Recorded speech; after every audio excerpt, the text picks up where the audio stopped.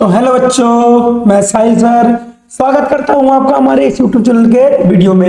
इस वीडियो में आज हम क्लास 11th के पॉलिटिकल साइंस के 4 मार्क्स के उन मोस्ट इंपोर्टेंट क्वेश्चन को करने वाले हैं जो तुम्हारे आज के पेपर में आने वाले हैं। तो स्टार्ट करते हैं बिना देरी के, जल्दी जल्दी। ठीक है, तो हमारा पहला क्वेश्चन देखो क्या कह रहा है कि राजनीतिक समानता और आर्थिक समानता में क्या करना है, अंतर करना है। क्या करना है हमें?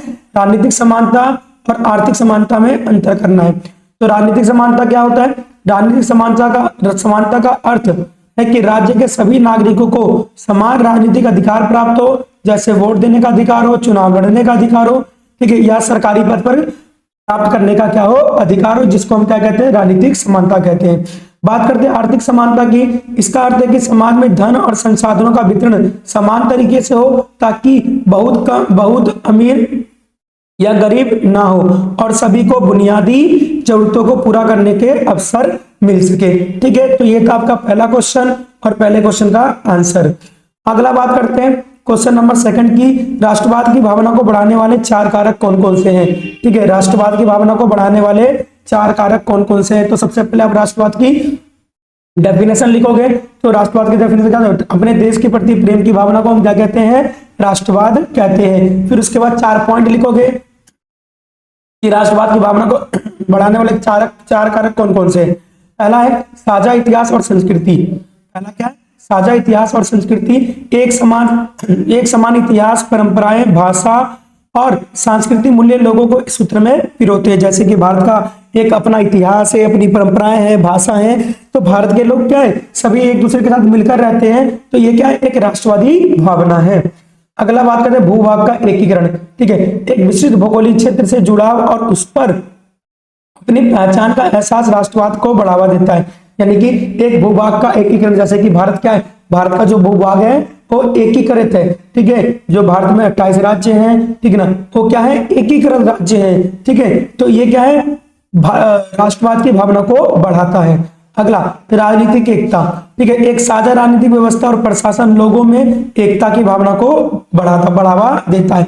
तो एक राजनीतिक एकता क्या करता है? ठीक है, देश की या राष्ट्रवाद की भावना को बढ़ावा देता है। सामान्य संकट या बाहरी खतरा, किसी बाहरी दुश्मन या साझा मुसीबत का सामना करने में लोगों को एकजुट होना। जैसे कि पाकिस्तान क्या करता है, कभी हमारे ऊपर हमला करता है तो हम सब मिलकर क्या करते हैं, उसका, ठीक है, बराबर विरोध करते हैं। तो ये क्या है, एक प्रकार की राष्ट्रवादी भावना है।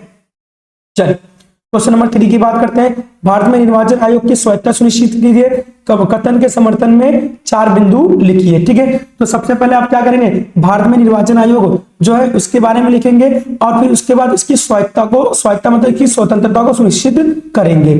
तो भारत में निर्वाचन आयोग क्या है? भारत में निर्वाचन आयोग एक संवैधानिक संस्था है जिसका जो हमारे अनुच्छेद 324 में इसका वर्णन किया गया है। ठीक है, और इसका काम क्या होता है? चुनाव को, ठीक है, निष्पक्ष और स्वतंत्र तरीके से करवाना। अब इसकी स्वायत्तता के लिए क्या क्या प्रावधान किया गया हमारे संविधान में? तो पहला है संवैधानिक प्रावधान, इसको अनुच्छेद 324 में रखा गया है। ठीक है, उसके बाद मुख्य निर्वाचन चुनाव आयुक्त का कार्यकाल, जो मुख्य निर्वाचन चुनाव आयुक्त होता है, ठीक है, उसका जो मुख्य निर्वाचन चुनाव आयुक्त को कार्यकाल की सुरक्षा प्राप्त है। ठीक है, इसका कार्यकाल क्या है? सुरक्षित है और उन्हें सर्वोच्च न्यायालय के न्यायाधीशों के समान पद के द्वारा ही हटाया जा सकता है। जैसे सर्वोच्च न्यायालय को न्यायाधीश को हटाया जाता है, उसी तरीके से हम चुनाव आयुक्त को भी हटा सकते हैं। ठीक है, आगे सेवा शर्तें। ठीक है, यानी कि इसको हटाना क्या है, मुश्किल है, इसलिए ये क्या, स्वतंत्र है। मुख्य निर्वाचन चुनाव आयुक्त की सेवा शर्तों में नियुक्ति के बाद कोई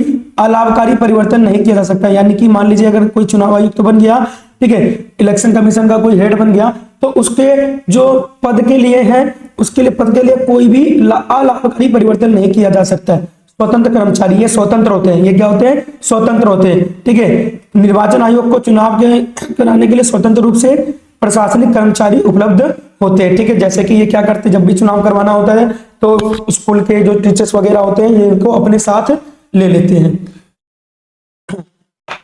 आगे राजनीतिक सिद्धांत के कोई 4 मुख्य उद्देश्य स्पष्ट कीजिए। जो हम राजनीतिक सिद्धांत पढ़ते हैं उसके क्या उद्देश्य हैं? तो पहला है राजनीतिक जीवन को समझना। ठीक है, इसका पहला उद्देश्य क्या करता है? राजनीतिक जीवन को क्या करना है? समझना। यह राज्य सरकार, कानून और राजनीतिक संस्थाओं की प्रकृति को समझने में क्या करता है, हमारी मदद करता है। दूसरा, न्याय और समानता की स्थापना करता है। क्या करता है, न्याय और समानता की स्थापना करता है। यह समाज में न्याय, समानता, स्वतंत्रता और अधिकारों की व्याख्या और स्थापना के लिए रूपरेखा प्रदान करता है। आगे बात करते हैं समस्याओं का समाधान। ठीक है, राजनीतिक सिद्धांत क्या करता है, समस्याओं का समाधान करता है। यह मौजूदा राजनीतिक और सामाजिक समस्याओं का विश्लेषण करके हमें उनके समाधान सुझाता है। आगे, भावी समाज का निर्माण करता है। ठीक है, राजनीतिक सिद्धांत क्या करता है, आने वाले समाज का निर्माण करता है। यह एक आदर्श राजनीतिक व्यवस्था है और समाज की कल्पना और निर्माण के लिए मार्गदर्शक सिद्धांत प्रदान करता है। ठीक है, तो ये थे आपके 4 उद्देश्य किसके, राजनीतिक सिद्धांत के। ठीक है, राजनीतिक सिद्धांत के ये थे क्या थे, 4 उद्देश्य। आगे बात करते हैं स्थानीय सरकार को सशक्त बनाने के लिए संविधान में, भारतीय संविधान में किए गए 4 प्रावधान बताने। जो स्थानीय शासन है हमारा, उसको सशक्त बनाने के लिए, उसको मजबूत बनाने के लिए कौन कौन से, ठीक है, प्रावधान किए गए हैं। तो पहला है संवैधानिक दर्जा दिया गया स्थानीय शासन को 73वें और 74वें संविधान के संशोधन के द्वारा। ठीक है, स्थानीय निकाय को संवैधानिक दर्जा क्या हो गया, प्राप्त हो चुका है, जिससे हमारी स्थानीय सरकार क्या है, मजबूत है। नियमित चुनाव होते हैं इसे। ठीक है, इन संशोधनों के माध्यम से स्थानीय निकायों के लिए हर 5 वर्षों में क्या होते हैं, नियमित चुनाव करवाए जाते हैं। आरक्षण की व्यवस्था की गई है। ठीक है, अनुसूचित जाति, अनुसूचित जनजाति और महिलाओं के लिए कम से कम 1/3 सीटें क्या की गई है, आरक्षित की गई है। वित्तीय अधिकारियों को दिया गया है, राज्य सरकारों को स्थानीय निकाय को उचित वित्तीय शक्तियां, कर लगाने और अधिकार और अनुदान हस्तांतरित करने का क्या गया है, प्रावधान किया गया है। तो इस तरीके से हमारे स्थानीय शासन को मजबूत बनाया गया है। आगे क्वेश्चन नंबर 6 क्या कह रहा है, क्या आप मानते हैं कि भारत में स्थानीय शासन ने लोकतंत्र को सशक्त किया है? क्या स्थानीय शासन ने लोकतंत्र को सशक्त किया है? तो हम क्या लिखेंगे, जी हाँ। ठीक है, स्थानीय शासन ने क्या किया है, लोकतंत्र को मजबूत किया है, क्योंकि लोगों ने राजनीतिक व्यवस्था में बहुत बढ़ चढ़कर क्या की है, भागीदारी निभाई है। जी हाँ, स्थानीय शासन जमीनी स्तर पर भागीदारी, जवाबदेही और स्थानीय विकास सुनिश्चित करने को करके लोकतंत्र को क्या किया है, मजबूत बनाता है। पंचायती राज संस्थाओं जैसे निकायों के माध्यम से स्थानीय शासन ग्रामीण और शहरी स्तर पर नागरिकों को निर्णय लेने की प्रक्रिया में सक्रिय रूप से भाग लेने के सशक्त बनाता है। इससे यह सुनिश्चित होता है कि शासन व्यवस्था जनता के करीब हो, जिससे अधिक जवाबदेही सुनिश्चित हो सके और स्थानीय समस्याओं के लिए अनुकूल समाधान मिल सके, जिससे लोकतांत्रिक जड़ें और मजबूत हो। ठीक है, तो स्थानीय शासन ने क्या किया, लोकतंत्र को मजबूत किया है, क्योंकि लोग क्या कर रहे हैं, अब ज्यादा से ज्यादा लोकतंत्र में अपनी भागीदारी सुनिश्चित कर रहे हैं। क्वेश्चन नंबर 7 क्या कह रहा है, भारतीय लोकतंत्र में जनप्रतिनिधियों के चुनाव की कौन सी विधियां अपनाई गई है? ठीक है, जनता के प्रतिनिधियों के चुनाव के लिए कौन सी विधि अपनाई गई है? तो first past the post system. कौन सा है? First past the post system. ठीक है, अब first past the post system क्या होता है? First past the post system एक प्रणाली में निर्वाचन क्षेत्रों को अलग अलग भौगोलिक क्षेत्रों में क्या किया जाता है, विभाजित किया जाता है। मतदाता एक विशेष उम्मीदवार के लिए अपना वोट देते हैं। जिस उम्मीदवार को सबसे अधिक वोट मिल जाता है, भले ही उसे बहुमत ना मिला हो, उसे विजेता घोषित कर दिया जाता है। जिसे क्या मिल जाता है, पूर्ण, जिसे ठीक है ज्यादा वोट मिल जाता है first past the post system में। ठीक है, तो उसे क्या बना दिया जाए, उसे विजेता बना दिया जाता है। ठीक है, और इसके लिए यह जरूरी है कि उसे आधे से ज्यादा अधिक सीटें प्राप्त होनी चाहिए। अगला क्वेश्चन नंबर 8, संवैधानिक उपचारों के अधिकार में याचिकाएं। संवैधानिक उपचारों के अधिकार में कौन सी याचिकाएं हैं? तो संवैधानिक उपचारों का अधिकार जो हमारा अनुच्छेद 32 है, जिसे डॉक्टर भीमराव अम्बेडकर ने हृदय संविधान की आत्मा कहा है। संवैधानिक उपचारों के अधिकार में शामिल 5 रिट याचिकाएं। पहला है आपका बंदी प्रत्यक्षीकरण, परमादेश है, निषेधादेश है, अधिकार परीक्षा है और उत्प्रेक्षण रिट है। हमें किन्नों का करना है, हमें केवल 4 को करना है। पहला क्या है, बंदी प्रत्यक्षीकरण क्या होता है? यह किसी व्यक्ति को अदालत में पेश करने के आदेश देकर गैर कानूनी हिरासत के खिलाफ व्यक्तिगत स्वतंत्रता की सुरक्षा सुनिश्चित करता है। बंदी प्रत्यक्षीकरण किसके लिए? गिरफ्तार व्यक्ति के लिए। अगर किसी व्यक्ति को क्या कर दिया गया है, बेफालतू में गिरफ्तार कर लिया गया है, ठीक है, गिरफ्तारी का तरीका गैर कानूनी है, तो उसके लिए बंदी प्रत्यक्षीकरण याचिका जारी होती है। आगे परमादेश क्या होता है? ठीक है, देखिए कभी कभी ना इसके इंग्लिश में भी नाम आ जाते हैं, तो इंग्लिश में नाम याद रख लेना। हैबियस कॉर्पस बोलते हैं। ठीक है, बंदी प्रत्यक्षीकरण को हम क्या बोलते हैं? ठीक है, हैबियस कॉर्पस बोलते हैं। ठीक है, और ठीक है, परमादेश को मैंडमस परमादेश को क्या बोलते हैं हम? मैंडमस बोलते हैं। किसी उच्च न्यायालय द्वारा किसी लोक अधिकारी या निचली अदालत को जारी किया गया आदेश, ये जो परमादेश होता है वो उच्च न्यायालय के द्वारा किसी लोक अधिकारी या निचली अदालत को जारी किया जाता है, जिसमें उनसे किसी अनिवार्य कर्तव्य का पालन करने के लिए कहा जाता है, जिसे निभाने में वो विफल रहे हैं। ठीक है, तो जो परमादेश होता है वो किसी निचली अदालत या निचले लोक अधिकारी के लिए जारी होता है, जिसे इंग्लिश में मैंडमस कहते हैं। आगे निषेध आदेश क्या है? निषेध आदेश प्रोहिबिशन। ठीक है, प्रोहिबिशन किसी निचली अदालत या न्यायाधिकारी को अपने अधिकार क्षेत्र में बाहर जाने से रोकता है। ठीक है ना, ये क्या कहता है? ये किसी भी न्यायालय को और किसी भी अधिकारी को उसके अधिकार क्षेत्र से बाहर जाने के लिए रोकता है। अगला है आपका अधिकार परीक्षा।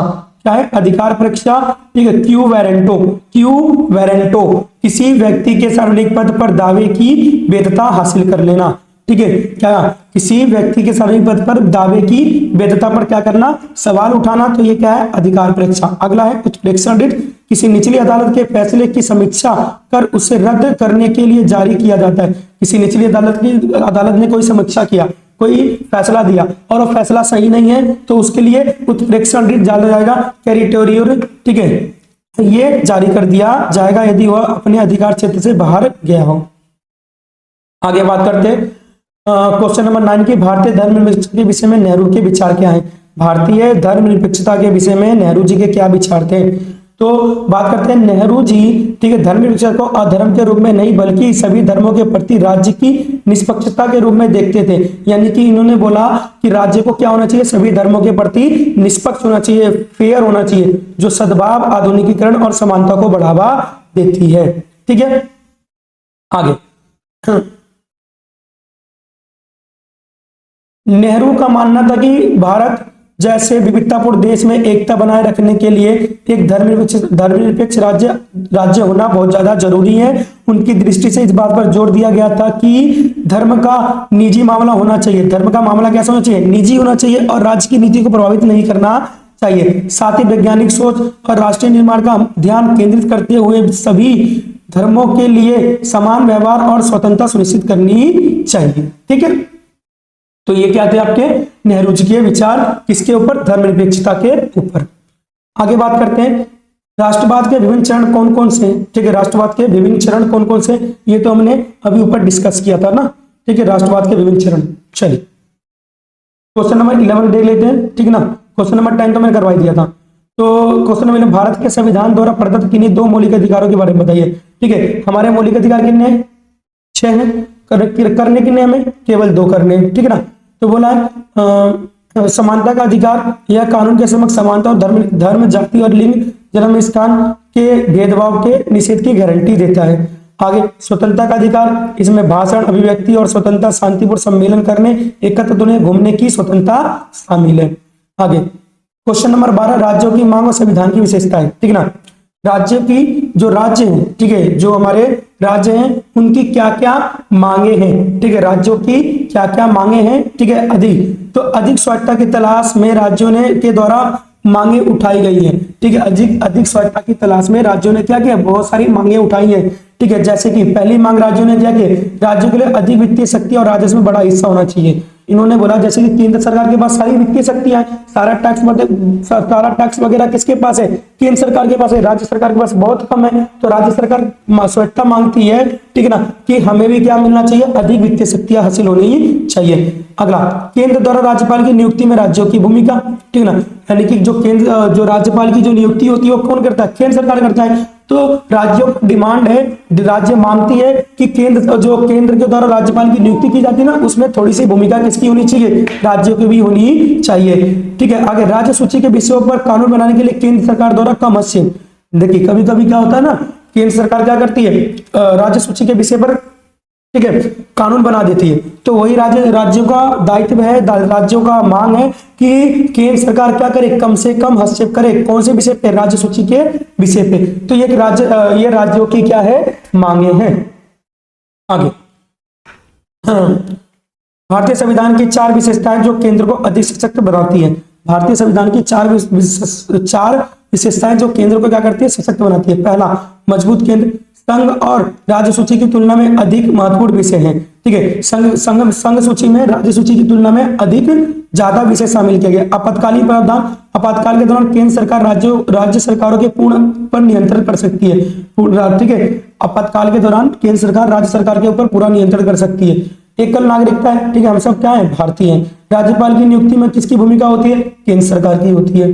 आगे क्वेश्चन नंबर 14 की बात करते हैं। 73वें संविधान संशोधन के प्रावधानों का संक्षेप में वर्णन कीजिए। 73वां संविधान संशोधन में बताना है। तो 73वां संविधान संशोधन, ठीक है, बात करते हैं 1900, ठीक है, 91-92 में। ठीक है, 73वां 74वां हुआ था, 91 फिर 92, तो हमें किसका बताना है, 73वां। तो पंचायती राज संस्थाओं को संवैधानिक दर्जा दिया गया। 73वें संविधान संशोधन के तहत पंचायती राज संस्थाओं को क्या दिया गया, संवैधानिक दर्जा दिया गया। इसने ग्रामीण स्थानीय स्वशासन के लिए पंचायती राज व्यवस्था को संवैधानिक मान्यता दी। आगे त्रिस्तरीय ढांचा, इसके द्वारा त्रिस्तरीय ढांचा स्थापित किया गया। पहले ग्राम स्तर आता है, फिर मध्य स्तर आता है, फिर जिला स्तर आता है। ठीक है ना, त्रिस्तरीय ढांचा, जिसके अंदर आप डायग्राम भी बनाएंगे। ठीक है, इस तरीके से पिरामिड का डायग्राम बनाएंगे। सबसे पहले आ जाता है आपका, ठीक है ना,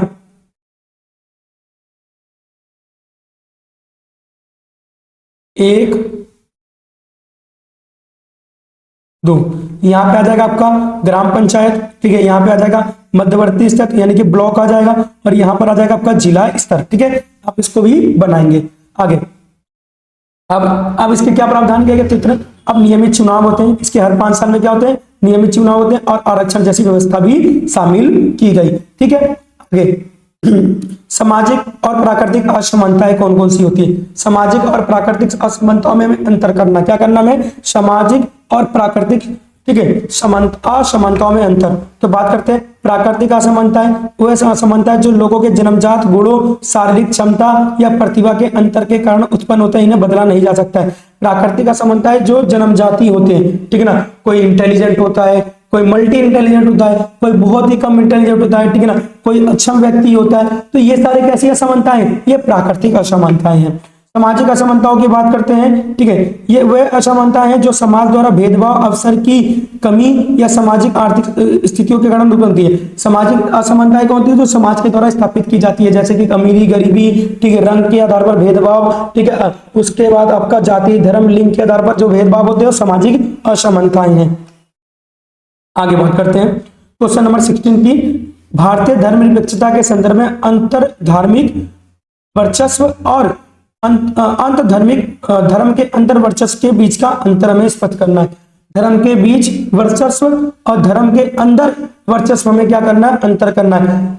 ठीक है, अंतर धार्मिक और अंत धार्मिक को हमें बीच अंतर करना है। चलिए, अंतर धार्मिक क्या होता है आपका, अंतर धार्मिक देखिए वर्चस्व क्या होता है। ठीक है, धर्मनिरपेक्षता का, ठीक है, अंतर धार्मिक वर्चस्व क्या होता है, यह एक धार्मिक समुदाय द्वारा दूसरे धार्मिक समुदाय पर वर्चस्व स्थापित करने को संदर्भित करता है। एक धार्मिक समुदाय दूसरे धार्मिक समुदाय पर क्या करता है, वर्चस्व स्थापित करने की कोशिश करता है। जैसे कि किसी देश में बहुसंख्यक धर्म का अल्पसंख्यक धर्म पर क्या करना, वर्चस्व स्थापित कर लेना।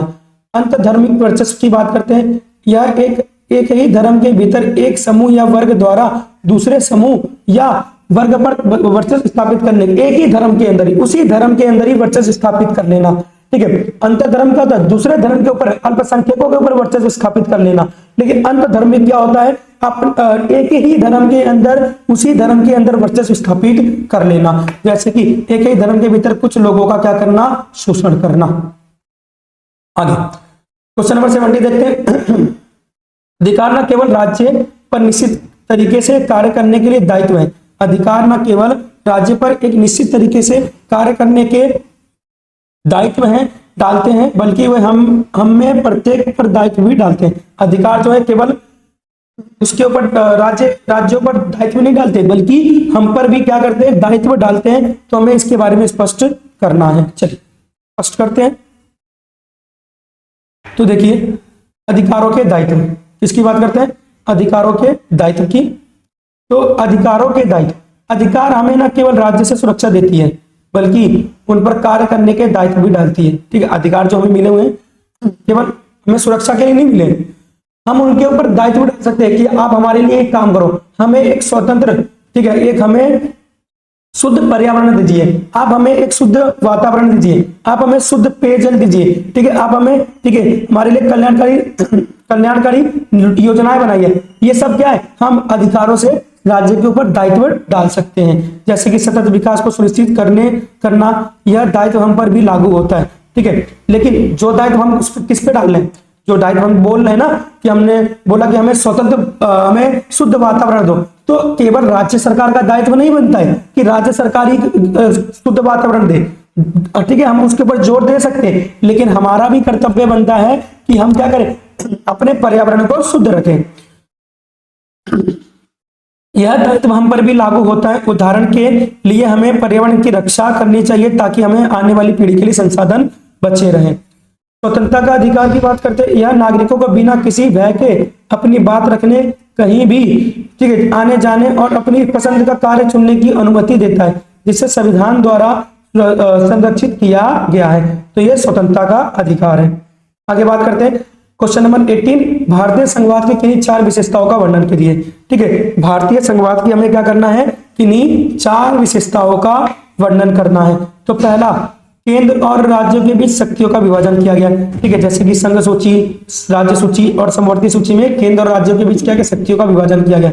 हमारा संविधान कैसा है, लिखित है और कठोर है। देश का शासन एक लिखित संविधान के अनुसार चलता है और इसे आसानी से बदला नहीं जा सकता है।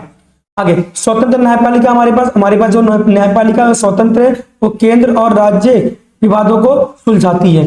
आगे क्वेश्चन नंबर इसका 4 पॉइंट देखें, द्विसदनात्मक विधायिका। द्विसदनात्मक विधायिका क्या होती है, संसद में 2 सदन है। ठीक है, हमारे संसद की क्या है, 2 सदन है, एक लोकसभा है और एक राज्यसभा। तो ये था हमारे संघवाद की विशेषताएं। क्वेश्चन नंबर 19 की बात करते हैं, अधिकार न केवल राज्य का निश्चित तरीके से कार्य करने के लिए दायित्व है। अच्छा, ये तो मैंने कर लिया अभी ना, ये हमने क्वेश्चन अभी किया। ठीक है, अधिकार बल्कि हमारा भी क्या बनता है, दायित्व बनता है।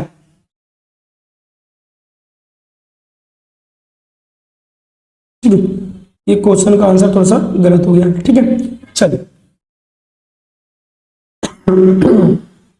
सॉरी 20 की बात करते हैं। क्वेश्चन नंबर 20 की, समानता वास्तव में अमूर्त शब्द है। ठीक है, ये क्या है, इसका कोई मूर्त नहीं है ये, बल्कि अमूर्त शब्द है, ये मूर्त नहीं है। इन्हीं 4 तर्कों से हमें समझाइए।